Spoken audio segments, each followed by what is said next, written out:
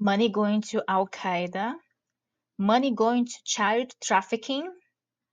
What is this USAID that everyone is talking about? So let's understand in this video, understand what is coming out of this investigation. So watch the video till the end.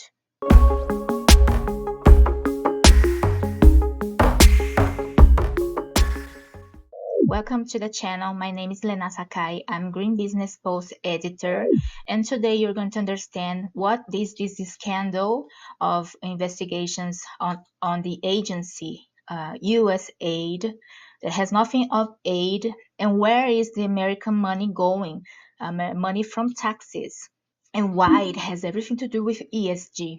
So follow me, the conscious ones. Let's understand this financial scandal that's going on. I put here Elon Musk because he was leading the investigation. He went, he stood in the USAID building in the weekend, whole weekend. He slept there and with his team of engineering to investigate where they were using American money from taxes. So first of all, let's understand what is USAID. I got the explanation from Mike Pence, one of the first ones. He's a former USA diplomat, and he was one of the first ones to talk about it. And he got really famous here in Brazil, his face, because one of the first thing he said in interview, and I put the interview here, this interview, he said that USAID interfered in the Brazilian election, and if USA did not exist, he said that Jair Bolsonaro would have won the presidential election. So that's a very serious allegation he made. He brought because of what's coming up here on the investigation.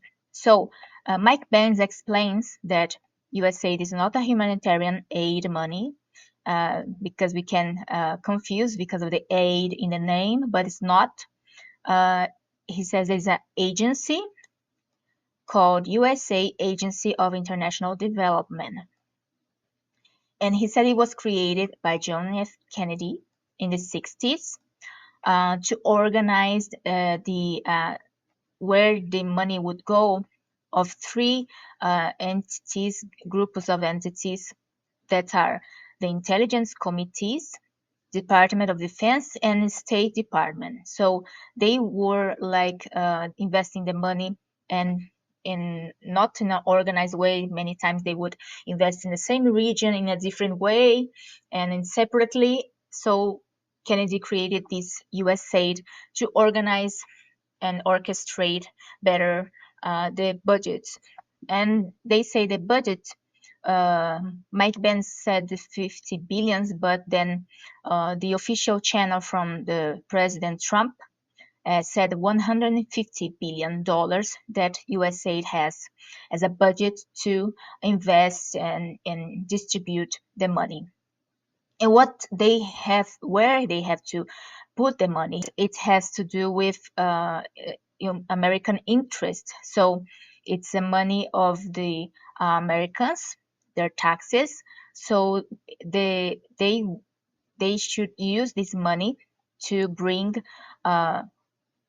opportunities, bring benefits for the United States and the population. But that's what that's why it's a scandal, because they don't see this impact on the country and the population. They don't see it coming and returning in a good result for the country. So that's why it's a scandal. And now we're going to understand, we're going to see some cases so you can understand. There is a very famous list that was posted by the Trump administration, quick response, rapid response 47. They posted a list, and we are going to see it soon. So here you can see, it will be in the description. You can see this, all these interviews, watch him talking.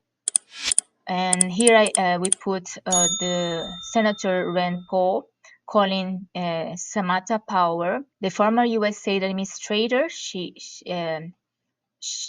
refused to share USAID information, and he called her because she haven't sent the information, and he was going to ask her why she's not saying giving information. And she keeps, like you can see by yourself, she keeps saying that she did send, but then he said that he didn't receive. So you can see that they were not USAID was not collaborating.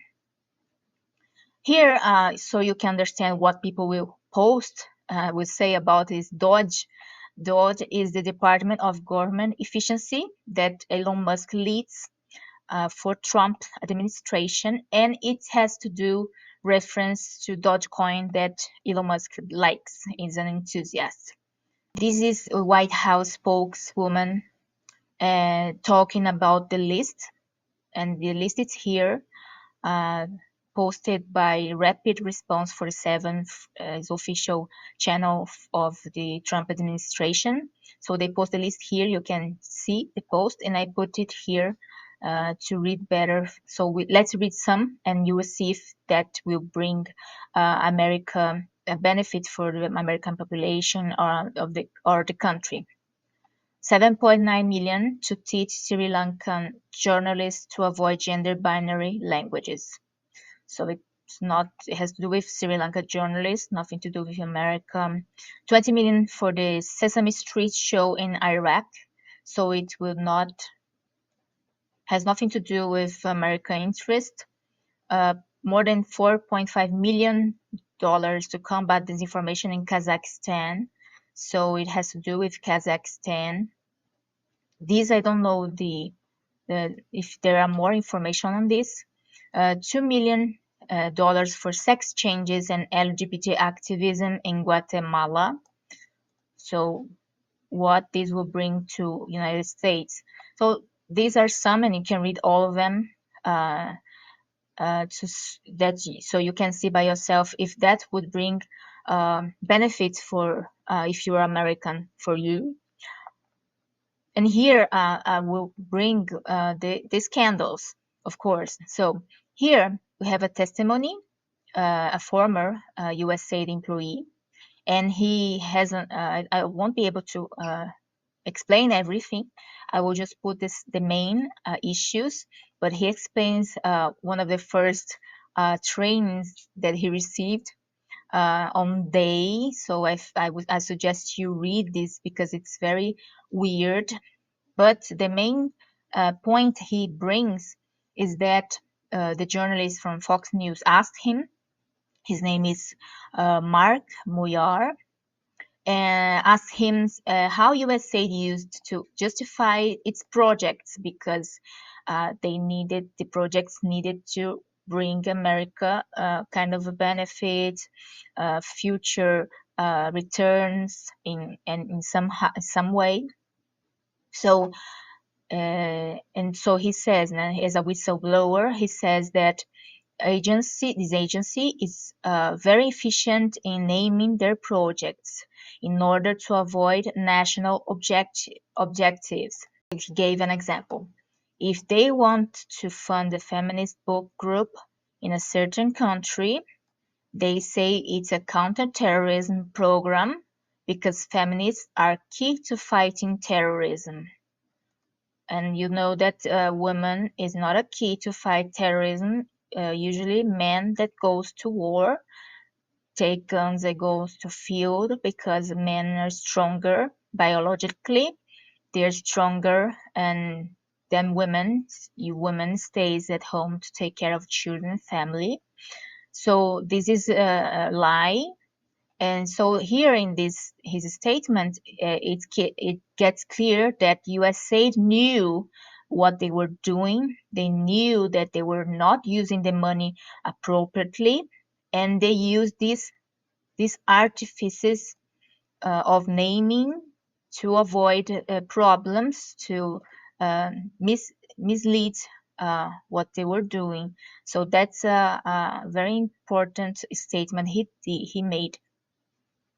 So let's bring these scandal cases. So let's start with the first case that's about the Clinton Foundation. So there are very serious allegations that $84 million went to Chelsea Clinton, Hillary Clinton's daughter, and they show here many entities is spreading like the money, giving one money, part of the money here for, and then the end it gets to Chelsea. So here you can see better the details. This very serious accusation, and according to what the information they received. Then there is this serious denounce of this Haitian, but it's from years ago, from the time that Haiti needed money because there was a earthquake, huge earthquake in the country, and devastated the country, destroyed most of it. So they were in a they were very like vulnerable, and the world helped them. But they said that Clinton Foundation organized these donations, but he says that not even 2% of the money reached Haiti. So they did not receive the money really.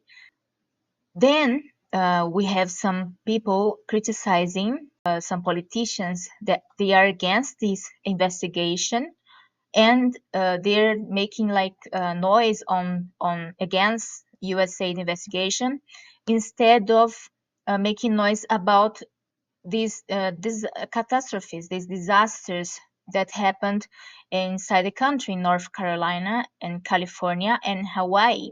So they say why they are not talking about these population that are in need, and they are talking and screaming about USAID investigation. That is something like normal that should really happen because they need to know where the American taxes are going. And it may be the first time in 60 years that it's been done this very serious and minutious investigation on USAID. Here we have images of them taking out the signatures of USAID from the building. So it's kind of symbolizes its closing. They are closing the agency. Here we have an American. He's radio host, and he's talking about what he understands about all that's happening, and it's interesting for you to see a citizen opinion. So that's why I put here. Now here, the Al-Qaeda terrorists. So that's serious. The Daily Mail posted that this USAID money, they paid this Anwar al-Awlaki. They paid his college before he became a top Al-Qaeda recruiter, and he's dead. He was eliminated in a US drone strike. But what he did, he was a mentor of the 9/11 hijackers. He inspired the Fort Hood shooter and supported Christmas Day bombing plot. So the money of the US taxes went to the 9/11, like he helped the 9/11 attack. So it returned in one of the most, like, I think it's the biggest terrorist attack on USA, and it was financed partly by the US, the population of US money. An internet user posted an image showing terrorists and the USAID behind them, the logo. So they are kind of using USAID structure. So it's USAID money here, financing somehow some terrorists, and they say it's from Al Qaeda. And here, I think that's the worst. The money from USAID involved on the largest child trafficking in the world. And there is a documentary that's going to be released this month, February. I don't know if it's already released. This is a trailer you can watch. They talk about this, how this happens, the child trafficking, who is involved, their investigation, and they share some very sad information on child trafficking. They say it's mainly organized in Guatemala, and the shocking information is that one of the main destinations of these children, they are like slaved, prostitute, like forced prostitution. But one of the main destinations of these child victims is global organ trafficking. It's not just like Guatemala children coming to America, but it's also American children going to Guatemala. So they're kidnapping American children, and he says that's about 2,000 children every day. So it's a lot of children being kidnapped, enslaved, and killed. So that's a very serious investigation, accusation that they even have a documentary on. Here, this is very serious like scandal. Elon Musk posted because he was like verifying the information, and he shared that the U.S. money, he says, your tax dollars for the Americans funded bioweapon research, including COVID-19, that killed millions of people. And he shows here the main source of money was USAID. You can click here and see the graphic. The biggest, the pandemic that happened this century was financed by USAID. And here in the end, we have information of the money being used, USAID money being used to censor governments, uh, censor these big techs like Twitter, the Twitter files. Mark Zuckerberg also admitted that he was forced by Biden to censor with censorship orders. And here we have, again, Mike Pence saying that US funded censorship projects in London. Here the question, money going to World Economic Forum. So it's like $6-8 million. It's a lot of money. Money going to George Soros. They say that received billions of USAID money. This is a former CIA. He says that they use this money to political manipulation and propaganda in India, Romania, Georgia, Serbia, Slovakia, and Ukraine. And he believes that USA became a tool of CIA. So that's a very, like, he's a former CIA, so it's very interesting to listen to his words. And here we have information on Brazil. Like Mike Pence said, they interfere in the presidential election in Brazil. This Felipe Neto from Vero Institute, Sleeping Giants of Brazil, and the fact-checking agency Lupa received money from USAID. So we have information, the quantity of money that went and what they were doing. So like Sleeping Giants and this Alma Preta promoted censorship and attack independent media. Lupa fact-checking agency support the official narrative about the January 8th in 2023, where they put almost 2,000 people in jail. They arrested them, and they did not receive any accusation, and lawyers couldn't visit them. So it was very like dictatorship, and this money was used to keep a narrative that they are criminals and they are against democracy. So it's a political interest. Here we have the official note from the Chamber of Deputies about this information. And let's understand the relationship with ESG. ESG basis is transparency, because we need to see we need to be able to check if what is being said is really being done. On ESG, the most important are the practical, like work, so that the impact can be real and positive. So that's why the compliance is the base of ESG work. That's why I put Elon Musk here as Sherlock Holmes. They need to investigate. Most of the projects from USA, where the financing are issues that Democrats uh, support. So that's why Democrats and Republicans, they are attacking each other. What are you listening about USAID? Uh, did you know about all these cases, all these destinations? Comment here what you knew, what did you not know, and what are you thinking about all this? My conclusion is that we need to keep discussing the good practices, understanding how it works, how ESG works. We need transparency, we need investigation, like what's happening.